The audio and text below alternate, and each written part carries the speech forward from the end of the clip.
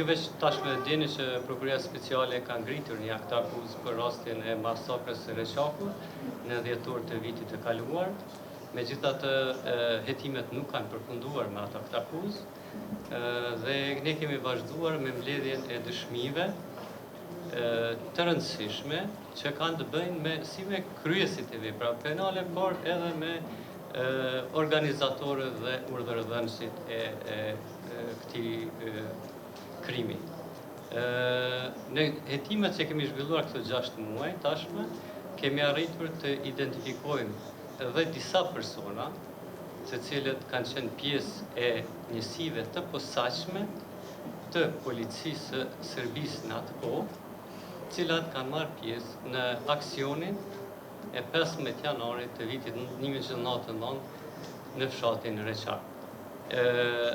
Pasi kemi siguruar provat mjaftueshme dhe kemi konsideruar që ekziston dyshim i bazuar lidhur me këta persona, kemi bërë kërkesë tek gjyqtari i procedurës paraprake në departamentin special të gjykatës themelore në Prishtinë, ku kemi kërkuar urdhër arrestin dhe urdhër mbastisjen ose urdhër kontrolli. Gjykata ka aprovuar kërkesën tonë dhe ne sot, në orët e hershme të mëngjesit, së bashku me policinë, kemi ekzekutuar urdhrin e gjykatës, me që rast kemi arrestuar 5 persona. Të dëgjit këta persona janë persona të përfshirë në kryerjen e masakrës së Reçakut. Për më shumë detaje lidhur me operacionin e sotshëm të zhvilluar nga Policia e Kosovës, tani fjalën ja kaloj majorit bashkim për dhënë më shumë detaje. Ashtu, si që prezentoi edhe prokurori Morina, rasti i Reçakut është një rast jashtëzakonisht i rëndë dhe i njoftëm për publikun, i cili ka kërkuar një angazhim mjaft dinamik në kuptimin e hetimit dhe mbledhjes provave për kryesit të mundshëm të kësaj vepre penale. Një pjesë e veprimeve hetimore jenë finalizuar në sukseshme vitin e kaluar, që prezantoi prokurori, ndërkohë që kanë vazhduar veprimet hetimore gjithmonë në koordinim me prokurorin e rastit dhe edhe gjatë këtij viti me një njërsi që ka qenë kryesisht e koncentruar në trajtimin e këtij rastit, dhe her pas here është mbështetur edhe prej ekipe të tjera në kuadër të drejtorisë. Si rezultat i gjithë këtij angazhimi hetimor, hetues të drejtorisë për hetimin e krimeve të luftës në datën 3/6/2026 kanë prezantuar në Prokurorinë Speciale një kallëzim penal kundër 6 personave të dyshimt. Në rrjedhë procedurale, me kërkesë të prokurorit rastit, është kërkuar urdhër kontrollit, cilën drejtoria për hetimin e krimeve të luftës e ka pranuar në datën 19/6/2026. Urdhër kontrolli shumë nga Departamenti Special i Prokurisë Themelore të Prishtinës e ka obliguar Policinë e Kosovës që të realizojë urdhër kontrollin dhe të bëjë kontrollin personal të personave të pandehur, shtëpitë e banimit, objektet përcjellëse dhe pasuritë tjera të lujshme dhe të palujshme brenda perimetrit dhe të banimit për secilin subjekt veç e veç. Me qëllim të realizimit suksesshëm këtij urdhër kontrolli, Drejtoria për hetimin e krimeve të luftës si bartëse dhe përgjegjëse për ekzekutimin e urdhër kontrollit ka bërë një planifikim operativ, të cilin e kemi emërtuar si Reçaku 2. Në këtë planifikim operativ përveç hetuesve të Drejtorisë krimeve të luftës, është imponuar nevoja e angazhimit edhe të njësisë speciale operative që funksionon në kuadër të Drejtorisë të njësive speciale, edhe po ashtu njësi të vartëse kënon me operator direkt kyçën teren. Në asistencë Drejtorisë për hetimin e krimeve të luftës, po ashtu kanë qenë edhe Drejtoria e Teknikës Kriminalistike, si dhe hetues nga Drejtoria për hetimin e krimeve të rënda dhe krimeve të organizuar. Angazhimi në teren për implementimin e këtij plani operativ ka filluar sot për orës 06:00 në mëngjes. Gjatë këtij angazhimi operativ është arritur të arrestohen 5 të dyshuar pjesë e planifikimit dhe target e ekzekutimit të urdhër kontrollit. Të dyshuarit e arrestuar janë me iniciale NP, data e lindjes 5 shtator 1968, Shtërps, po ashtu me vëmëndin të njëjtë, shtetas kosovar i nacionalitetit serb, ish pjesëtar i Ministrisë Punëve të Brendshme të Serbisë. I dyshuari i dytë me inicialet SJ, data e lindjes 2 gusht 1967, i lindur dhe banues në Gotovusha Stërps, i nacionalitetit serb, shtetas i Republikës Kosovës, tani i pensionuar si ish polic i Ministrisë Punëve të Brendshme të Serbisë. Po ashtu, i pensionuar është edhe subjekti i prezentuar paraprakisht. I dyshuar i tretë me inicialet BP, data e lindjes 6/12 1969, i lindur në fshatin Sevce dhe banues po ashtu të njëjtin fshat Shtërps, i nacionalitetit serb, shtetas i Republikës Kosovës, po ashtu edhe njëjti i pensionuar si ish polic i Ministrisë Punëve të Brendshme të Serbisë. Ky është shtetas është arrestuar sot nga pikalimi kufitar merdare në orën 02:47 të mëngjesit. I dyshuari i 4, SM, data e lindjes 17 prill 1968, i lindur dhe banues në fshatin Viq, Shtërps, i nacionalitetit serb, shtetas i Republikës Kosovës, tani i pensionuar si ish pjesëtar i Ministrisë Punëve të Brendshme të Serbisë. I dyshuari i 5 me inicialet SS, data e lindjes 28 janar 1966, i lindur dhe banues në fshatin Ponesh Gjilan, i nacionalitetit serb, shtetas i Republikës Kosovës, tani punëtor në shërbimet postare në Serbi, i mobilizuar dhe pjesë e formacioneve policore të Ministrisë Punëve të Brendshme të Serbisë në kohën e kryerjes së veprës penale.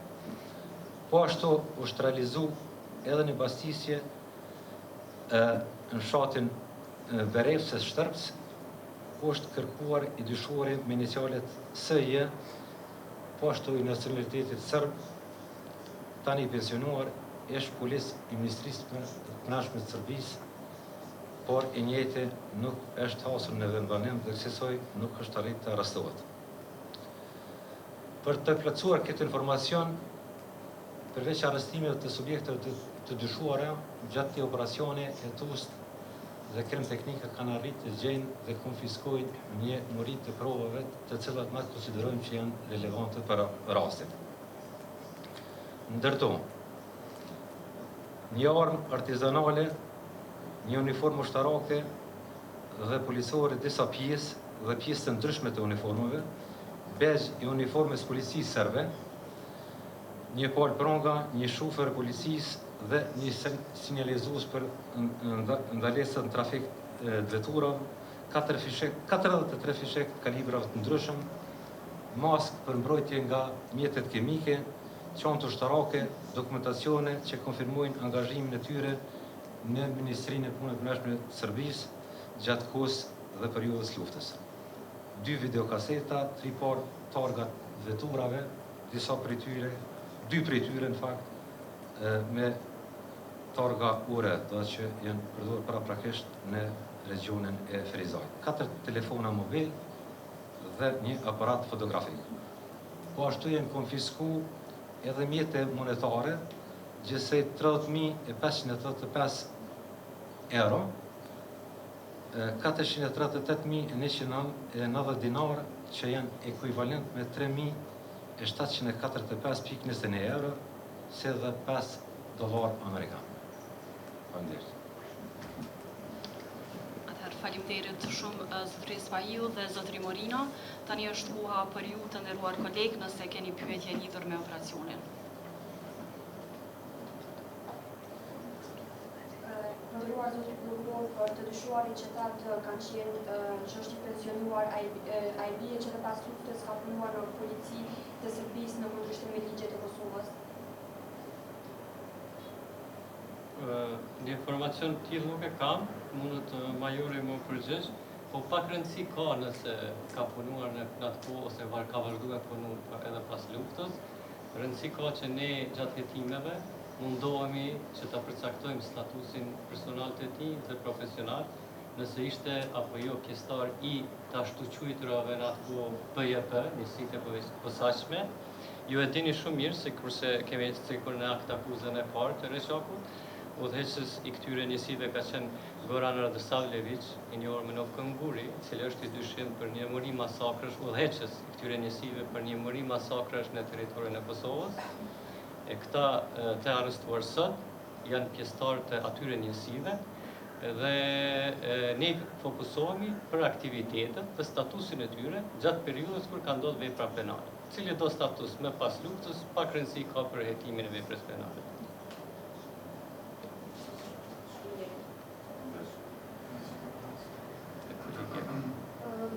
Pyetja juaj është shumë e rëndësi në kontekstin e reagimeve, më shumë politike se sa juridike. Drejtësia bëhet atëherë ku ka prova. Deri në vitin 2020, askush nuk u marrë me masakrën e Reçakut. Ne kemi trashëguar me mia land nga Oleksi, nuk kemi rast të trashëguar për masakrën e Reçakut. Prandaj është rasti i filluar Rishtas. Dhe duke qenë rasti i filluar Rishtas, ne jemi fokusuar të mbledhim ato prova që janë prova publike, shumicën e rasteve, siç janë videoingjizimet, dhe provat e tjera që kemi mbërrit me siguru nga mekanizmi rezidual në Hag apo ish gjykata Hagës për ish Jugoslavi. Në procedurën e identifikimit janë përdorur për te tjera, janë përdorur edhe 2 videoingjizime. Është një videoingjizim i publikuar nga RTK, Televizioni Publik i Kosovës, dhe një videoingjizim i publikuar nga Radio Televizioni Serbis me titullin Dosja Reçak. Të gjithë protagonistët, nëse jo 100%, shumica atyre, në të 2 videoingjizimet janë video origjinale nga pjesëtar që kanë marrë pjesë live në eventin e Reçak, dhe prandaj jemi fokusuar në mundësinë e identifikimit të secilit të atyre individëve që shfaqen në këto 2 videoingjizime. Ka edhe videoingjizime tjera nga FP-ja, BBC-ja tjera, prandaj të gjitha në pjesë e dosjes hetimore. Në proces të identifikimit, ne kemi mbrit të identifikojmë disa prej tyre,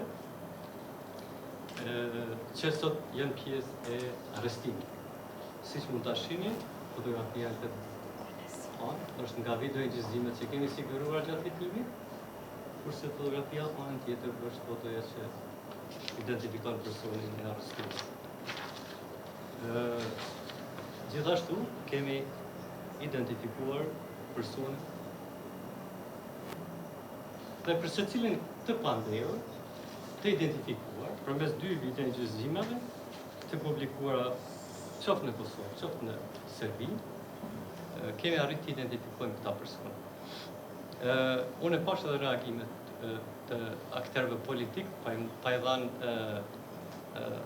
emrin nacional, po drejtësia nuk zhvillohet dhe qytetarët nuk mbrohen përmes deklarimeve politike.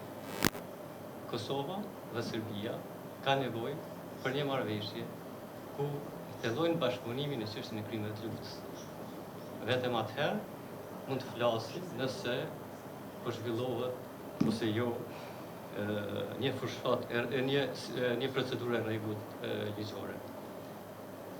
Në 3 rastet e fundit, nëse ju i përcjellni krimet e luftës, e vreni që në 3 rastet e fundit gjykata i ka liruar 3 të pandehur sepse ka konsideruar se nuk ka provat mjaftueshme për që kanë kryer veprën penale. Pra, kjo tregon që megjithë ata skeptikët që ekzistojnë, tregon që drejtësia po funksionon në formën dhe mënyrën se si është ndërtuar dhe se si funksionon në Kosovë. Secili shtet i ka specifikat e vetë.